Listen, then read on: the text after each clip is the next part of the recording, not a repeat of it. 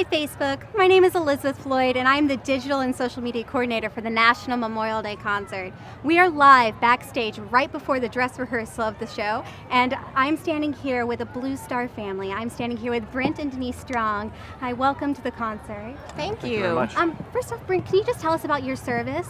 Sure. I'm in the Navy, Great. and I fly P3s for my normal job. I'm currently stationed at the Pentagon, though, so chained behind a desk, so to speak. And what is your rank? So I'm a captain in the Captain. Navy. Yeah. Wonderful. Yeah. Thank you. So, as a Blue Star family, the organization Blue Star Families began in 2009 out of a group of military spouses who wanted to make a difference in fellow military-lives families. How did you become involved with the organization? Well, a lot of my girlfriends are volunteer for them, and so they said, Denise, you want to volunteer for this, for Blue Star? And I said, I would love to. I want to do anything that I can to support military families. Being a military family, I know the challenges that they face, so anything I can do to help them. And as a military wife, what ways do you and other military families need support, need help? Like, what could a Blue Star neighbor do to help you? Well, I remember when he would go on deployment when my kids were little. I mean, it's very difficult because you have to be both father and mother. And so I know that a lot of my friends would help by watching my kids, just to give me a break or so I can go to the grocery store. Mm-hmm. And just, and the husbands would help me with, fixing things when, he wasn't there. So just kind of being there and providing like child help and household help when the service member is away is huge. Yeah, I can imagine. Yeah. We hear that a lot from a lot of military wives who say that same sentiment. You have to be both father and mother, and that it's so remarkable that people are able to do this so well, and especially considering all you're doing for our nation, sir. It's really an incredible feat, and I, for one, am very appreciative and thankful for your service. So you said you volunteer with Blue Star. In what ways do you help other military families?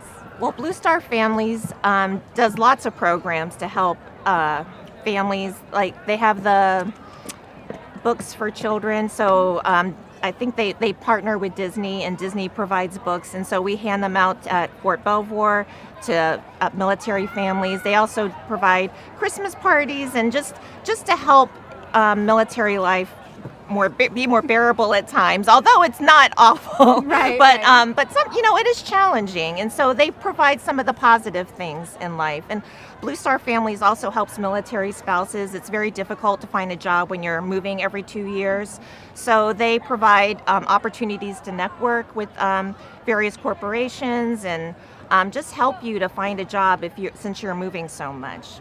Yeah, that makes sense. That's really remarkable. Yeah. So we are here this weekend to honor the heroes who have made the ultimate sacrifice. What does the word hero mean for you? Yeah. So, well, that's something that words can't express it. It's someone that has gone over and fought our wars for us and paid that ultimate sacrifice to ensure that we have the freedoms that we all get to enjoy here. So with that in mind, we, including those of us that are still veterans in the service still, are very appreciative for everyone that has done that, and especially the families that are left behind, those that are grieving, and those are really the unsung heroes in many ways.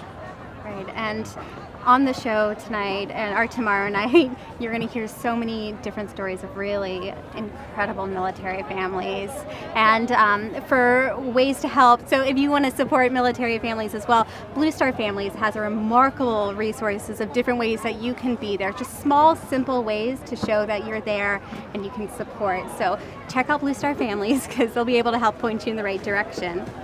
So we often talk about there's this gap between the military and the civilians. In what ways do you think that civilians could help bridge this gap? I know that's a tough one. It's a loaded question. Well, just this morning I was out doing some errands and things like that at one of the local hardware stores, mm-hmm. and so it's just a simple thank you. It goes a long ways.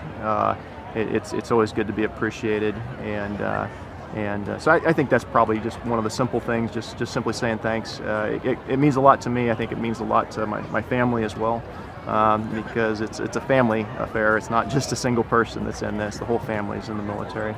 And when they appreciate, what he's done, what all military service members has done, it kind of just validates, or it just makes me feel better about the fact that he's going away, missing children's birthdays, missing our anniversary, that people are grateful that he's made those kind of sacrifices, that I've made those kind of sacrifices. So just civilian people could just show their gratitude to the military is enough for me. I have a bit of a fun question now. Okay. So you mentioned deployments, and I'm sure one of your favorite things about deployment is receiving care packages from home. What is your favorite thing to receive? Oh, my favorite thing. Anytime you can get home cooked food of any kind, it's always a blessing. So anything that's sent there, and just care packages in general, but notes from home and the kids and activities that they're up to and school and all that is always welcome. Oh, that's sweet. I love that. So we are standing on the steps of the U.S. Capitol for Memorial Day weekend. It's just so incredibly moving and powerful, even just being a part of this, especially on Memorial Day. I would love to know, what does Memorial Day mean to you? Yeah. Okay. Well, for me, it's an opportunity to pause, to kind of reflect back. It's a federal holiday. Oftentimes it's called the first day of summer, so to speak. But in reality, it's just an opportunity to kind of pause and think about those that have, again, gone before us, that have given that sacrifice freely for the country and an all-volunteer service. And it hasn't always been that way, of course, through the Vietnam War. But sacrifices are sacrifices, and when somebody has paid that ultimate sacrifice, they deserve to have a day that we can pause and remember them. And like I said before, thank the families as well. Absolutely. That's what we always say, that Memorial Day is so much more than a 3-day weekend. And I know for me, working on this concert has given me so much respect for all of the sacrifices that you and your fellow servicemen and women do for our country. I just have one final question, is what advice would you give to a military family, maybe a younger military family who's just now facing the separation and the different aspects that come with that? I would say that you need to embrace the positives, because there's a lot of positives. I mean, it's difficult to see your loved one go away he's done 6-7 month deployments at a time, and I know people who are separated for even a year at a time. But, just look at the great things. Look at this as an opportunity to bond with your friends. Look at this as an opportunity to visit and spend time with your parents for maybe 2 months at a time, if that's what would work for you, because otherwise we'd be at home. There's just a lot of positive things.